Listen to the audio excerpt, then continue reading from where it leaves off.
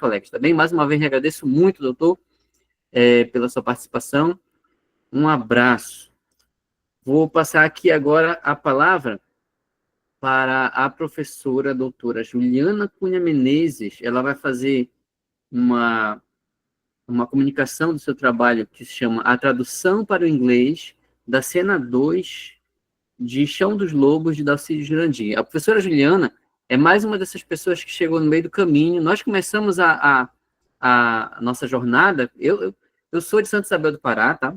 Eu sei guiar canoa, então nós começamos essa jornada de canoa sem saber muito aonde a gente ia. Juntamos alguns colegas dentro e fomos remando.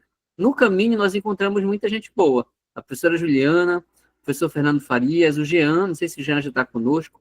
Tanta gente foi chegando, e eu acho que o que eu fico mais feliz disso tudo, e eu vou falar de novo disso no fim do nossa tarde, é de como todo mundo, pelo que eu entendi, todo mundo compreendeu a nossa vontade, que é de unir. Existem alguns temas, né, algumas pesquisas nas nossas universidades, que as pessoas são um pouco ciumentas. Você tem um autor, e aí você quer... É uma coisa natural do ser humano, né? Você quer trabalhar aquilo, e você não quer ninguém trabalhando aquilo que você está fazendo. Você quer ter uma espécie de exclusividade no autor. E eu acho o mais bacana desse nosso grupo, não só do original, como das pessoas que estão chegando, é que eu acho que todo mundo entendeu, e ciúme aqui é zero. A gente não tem nenhum ciúme de... É um indicativo, na verdade, o contrário, né? Quanto mais gente quer estudar aquele tema, mais é um indicativo de que aquilo é uma coisa muito, muito seminal, é uma coisa que tem um potencial muito grande. Principalmente porque nós chegamos muito depois, nós começamos a remar tem uns 4 anos, e tem gente remando aí nesse rio há muito tempo. Então, é com muito respeito sempre que a gente convida as pessoas, né? De maneira nenhuma querendo tomar frente de nenhum tema, mas querendo estar junto e chamando essas pessoas para remar. E a professora Juliana é mais uma dessas que agora está nos ajudando bastante. Ela, inicialmente, nós conversamos há uns dois eventos atrás, ela estava no campus de Altamira. A professora é bacharel e licenciada em letras pela UERJ, certificada pelo curso de formação de tradutores da PUC-Rio, mestre em letras, estudos da linguagem pela PUC também, é doutora em letras, estudos da linguagem, também pela PUC. A sua pesquisa de doutorado esteve vinculada à linha de pesquisa de linguagem, sentido e tradução, e ao projeto de pesquisa Tradução Poética e ao grupo de estudos em linguística computacional, Corpos e Humanidades Digitais, da PUC-Rio. Já lecionou língua inglesa em diversas instituições, também tem a Fundação Técnica Educacional Souza Marques, na Escola Politécnica de Saúde Joaquim Venâncio, na Fiocruz, no ensino médio integrado, já atuou como professora, olha só agora aqui, atuou como professora da Faculdade de Letras da Dalcídio Jurandir, então somos um monte de predestinados, né, no nosso trabalho. Na Faculdade de Letras da Dalcídio Jurandir, do campus de Altamira, da Universidade Federal do Pará, e é professora do curso de Letras do Instituto de Ciências Humanas da Universidade Federal de Rondonópolis, no Mato Grosso. E, além disso, é professora credenciada no quadro permanente do Programa de Pós-Graduação em Letras, mestrado acadêmico, do Instituto de Ciências de Educação da Universidade Federal do Oeste do Pará. Eu sempre tenho que resumir o máximo a biografia dos nossos participantes, porque senão a gente não vai ter tempo para palestra, né? Porque é gente que tem muito estudo, e eu agradeço muito, professora, a sua presença aqui e a sua parceria. A palavra é sua. Muito obrigada pelo convite. Boa tarde a todos. Muito obrigada, Joaquim, pela organização do evento. Muito bom estar aqui com vocês de novo. Vou compartilhar aqui minha tela. Tá bem. Eu vou desligar a minha aqui. Tá certo. Tá todo mundo conseguindo ver minha tela? Sim, professor. Estamos vendo. Tá certo.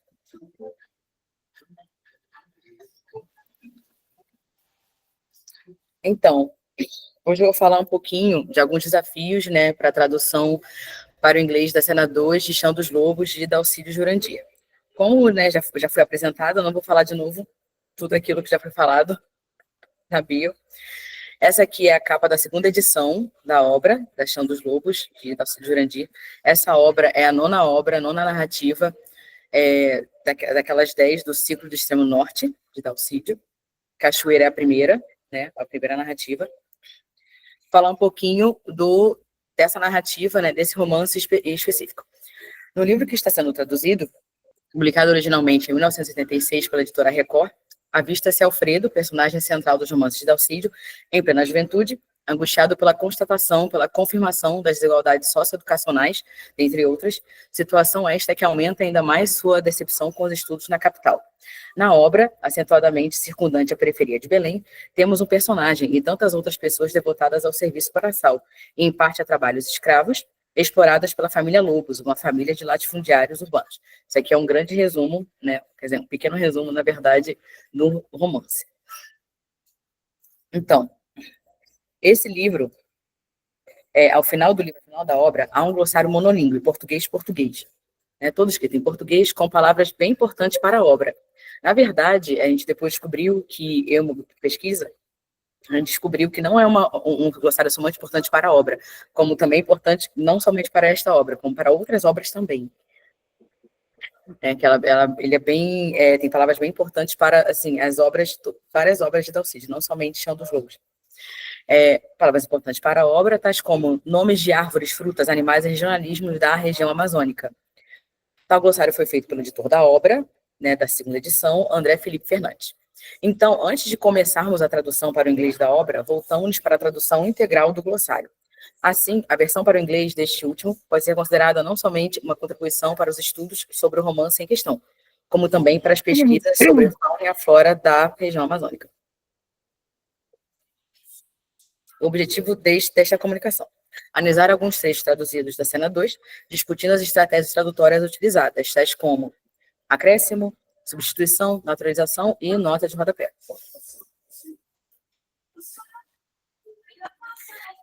Então, fala um pouco da divisão por cenas, né, dessa segunda edição de Chão dos Lobos. Tal divisão por cenas baseia-se naquela proposta por Farias, professor Fernando está aqui no evento com a gente, professor Fernando Farias, no prefácio da segunda edição da obra em questão. Segundo esse professor e pesquisador, a narrativa pode ser dividida em 3 lotes. O primeiro lote, da cena 1 até a 8, o segundo lote, da 9 até a 13, o terceiro lote, da 14 até a 17. Ele não só propôs a divisão por cenas, como também, digamos, subtítulos, né, para cada cena. Então, temos aqui, cena 1, cotidiano da cidade, do subúrbio de Belém. Essa cena já foi traduzida. E cena 2, a cena 2 está sendo traduzida. Cena 2, flutuações entre o liceu e a vagabundagem. Então, vamos falar um pouquinho da cena 2 aqui, hoje.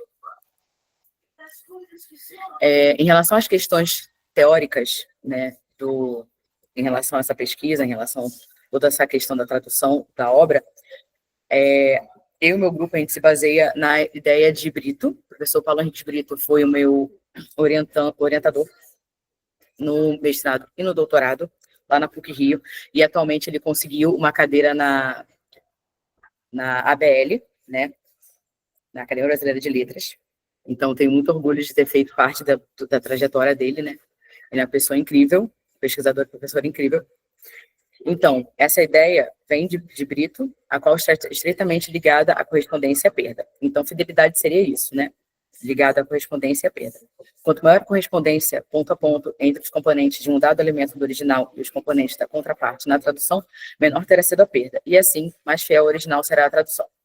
Quanto à obra em questão, a qual apresenta muitos desafios, os jornalismos, por exemplo, pretendemos esforçar-nos ao máximo para encontrar soluções em inglês que sejam compatíveis com ideias específicas contidas no romance, bem como com seu efeito estético geral.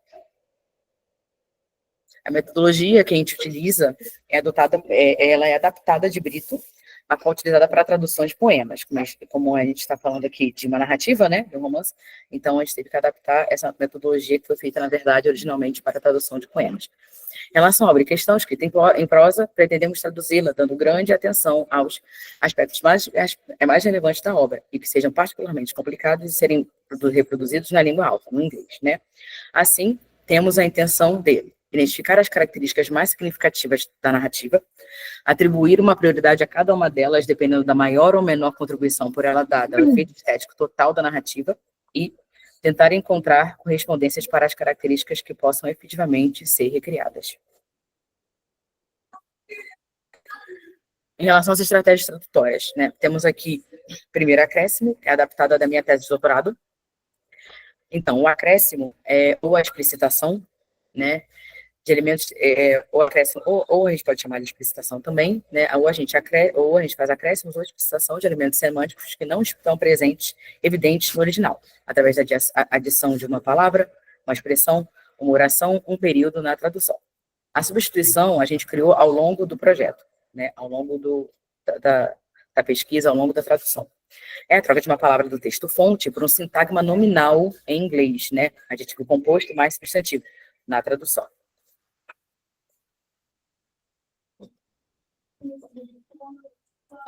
Naturalização, adaptada das ideias de Newark e Achelar, discutidas em Frio.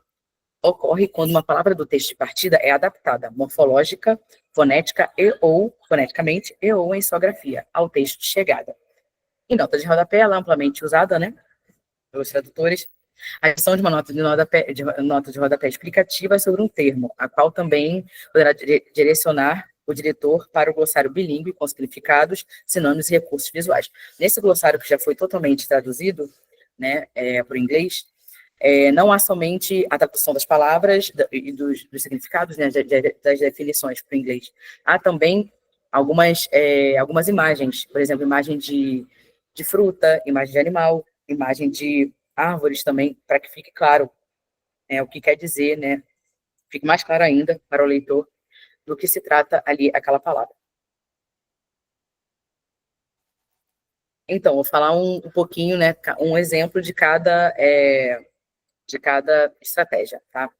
Temos aqui à esquerda o texto-fonte, auxílio, e a proposta de tradução à direita. E eu sempre falo para o meu grupo, né, de pesquisa, e também falo para meus alunos quando vou ministrar aula sobre tradução, né, eu sempre coloco à direita uma proposta de tradução, porque eu acho que, assim, é isso, é uma proposta, né? Tradução é bem interessante porque, digamos que é como se ela não tivesse fim, né? A gente pode sempre repensar, né, melhores soluções, perguntar para os colegas, né, enfim. É por isso que eu sempre falo proposta de tradução, porque a gente sempre pode repensar aquela proposta. Então, texto-fonte, por exemplo, né, temos aqui um trecho. Quando meninos esperamos. Proposta de tradução. When we were children, we waited. Temos aqui, né, a ocorrência de elipse do sujeito no texto-fonte, nós, pronome pessoal, né, não é quando nós éramos meninos, nós esperamos, não, tá? Quando meninos esperamos. Então, temos aqui elipses, né, do sujeito no texto-fonte, nós, pronome pessoal, em dois momentos, além da omissão de parte do predicado. Éramos o verbo de ligação, né? Temos aqui, seria, né, sem a elipse. Quando nós éramos meninos, nós esperamos. Em inglês, né, em geral, a gente precisa do sujeito. O sentido ficaria incompleto se mantivéssemos em inglês a tradução literal. When boys waited. Realmente, em inglês não faz sentido, né? Logo, optamos pela explicitação do sujeito we e do verbo de ligação were, né? Então, ficou assim, when we were children, we waited. Quando nós éramos crianças, nós esperamos. Agora, a substituição. Uma vez vergado com o ferrinho, tirando o capim. Proposta de tradução. One time, a boy bent over with a grass plucking lead, plucking grass. Aqui, ferrinho, se a gente olhar só isso aqui, assim, sem o contexto e sem pedir ajuda para os colegas, porque quem me ajudou com essa tradução foi o Jean, né, meu ex-bolsista atual orientando de mestrado, que perguntou ao professor Fernando sobre o significado de ferrinho aqui, no contexto da narrativa, aqui nesse contexto aqui, né, desse trecho. E ferrinho aqui, por mais que a gente pense assim, ferrinho aqui deve ser um objeto, né, de tirar capim. Não. Ferrinho é uma forma de referência, né, aos meninos que marginalizados, né, eles, digamos que um dos empregos deles era tirar grama de algumas partes da cidade. Esses eram os ferrinhos, né?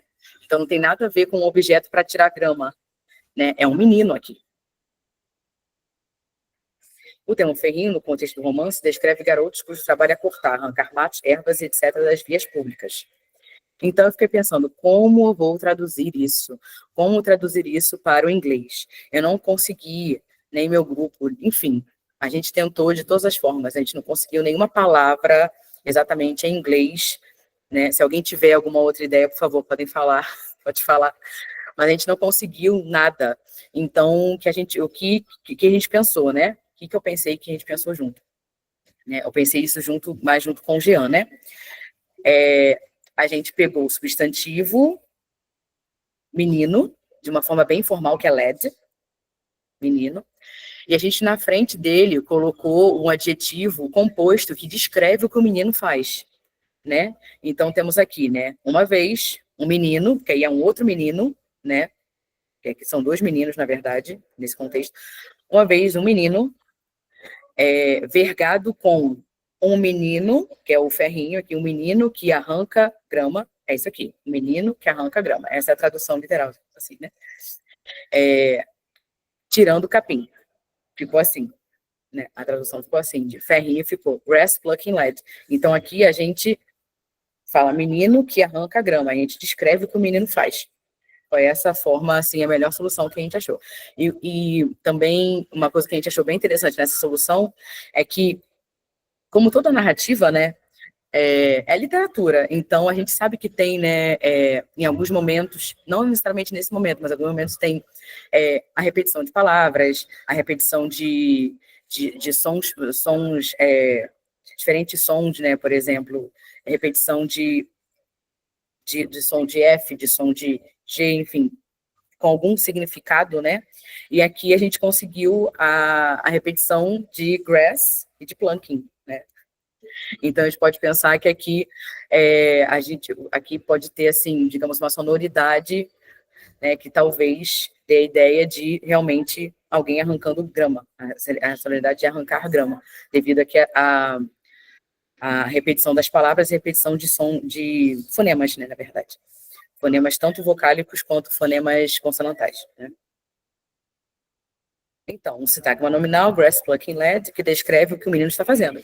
Pode substituir ferrinho, um substantivo, evitando, assim, mal-entendidos, né? Porque se você traduzir ferrinho aqui como se fosse um objeto pequeno para se tirar grama, aqui estaria seria uma tradução inadequada de acordo com o contexto da obra em português, né?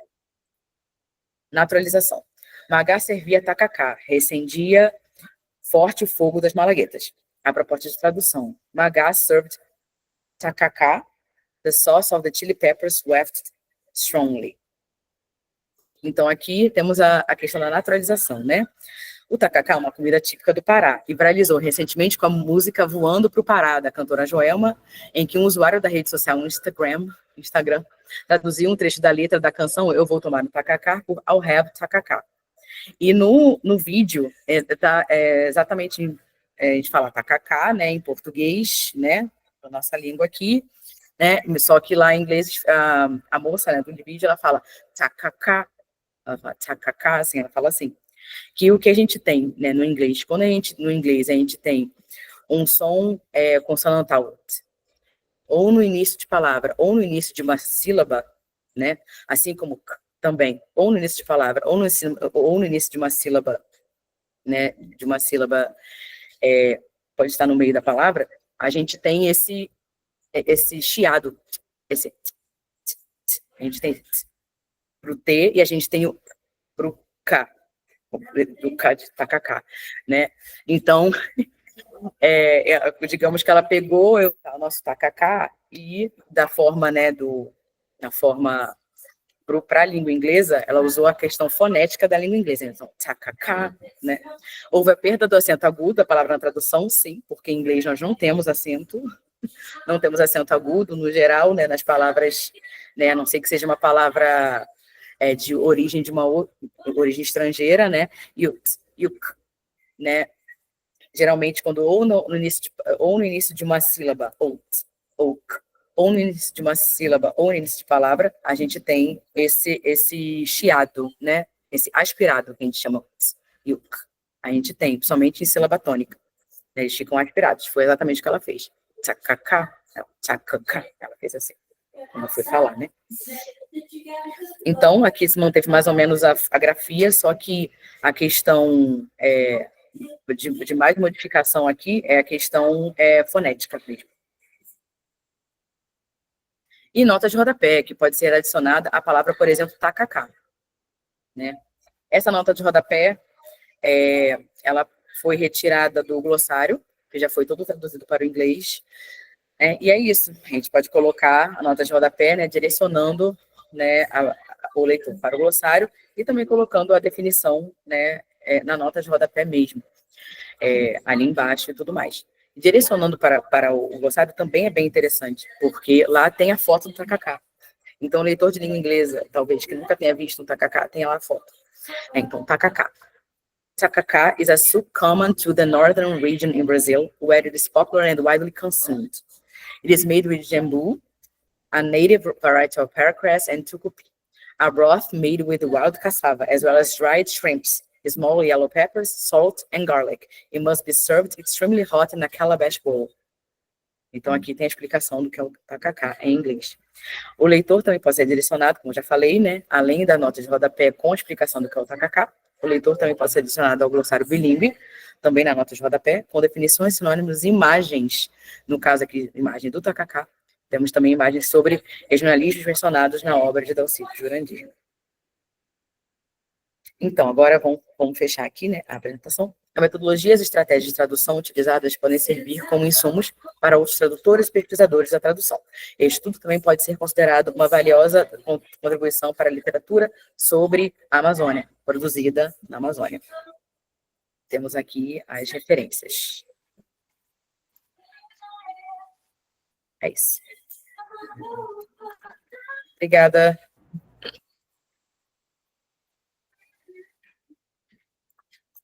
Olá, consegue... tá funcionando bem direitinho? Consegue me ouvir? A gente consegue ouvir, sim. Professora, muito obrigado. Olha, o professor Moacir acabou de dizer aqui nos comentários que ele vai pegar essa metodologia para ele. Eu já tinha feito isso desde o último evento, né? Eu acho que é uma estratégia muito interessante, essa ideia de que é uma proposta, né? Porque realmente a gente tem essa sensação de que nunca acaba. Às vezes, editar, inclusive, publicar, é uma coisa difícil. Olha, eu lembro, por exemplo, eu sempre menciono isso, mas é porque parece que é algo que é comum a todos os tradutores, mesmo aqueles de primeira viagem como eu. Assim, há uns 20 anos, lá na Feira do Livro, eu fui a um evento, nunca imaginei que fosse um dia traduzido, ainda mais traduzido ao Cídio, e o professor estava falando na palestra dele sobre a tradução que ele estava realizando de Manas Rosa, Grande Sertão Veredas. Depois, lá na frente, quando eu fui fazer doutorado, eu tive a oportunidade, o privilégio de ter aula com esse professor. E ele ainda estava finalizando. Uma das coisas que ele tinha feito lá, e não é nenhum demérito aqui para o professor, viu? É porque, na verdade, o termo que ele tinha, eu lembrava do termo específico que ele tinha falado lá no evento, ele tinha mudado, e eu achava tão bacana o primeiro termo, e eu fiquei conversando com ele, ele ficou pensando, será que eu volto para o primeiro? Então, ainda fica isso, né? Porque a gente tem essa impressão, essa proposta, como a professora colocou, que é algo que eu já peguei para mim desde o evento passado, é a ideia de que parece que nunca está terminado, e a gente vai sofrer disso. Quando eu vou falar de metodologia daqui a pouco, eu vou falar qual é a nossa estratégia para tentar um dia conseguir de verdade publicar, porque fica sempre essa angústia. E eu tenho certeza que é que nem aquela mensagem do WhatsApp que você manda, no momento que você manda, você se arrepende, aí você vai ajeitar. Eu acho que quando nós conseguirmos traduzir de verdade, fazer as várias revisões e publicar, eu acho que na hora que nós publicarmos, nós vamos olhar e pensar, mas esse termo aqui ficaria bem melhor de outra forma. Professora, muito obrigado mais uma vez por estar conosco. Olha, por exemplo, assim que a professora ela tinha 1 hora de grupo, ela já tinha entrado na pasta e feito algumas correções lá no arquivo.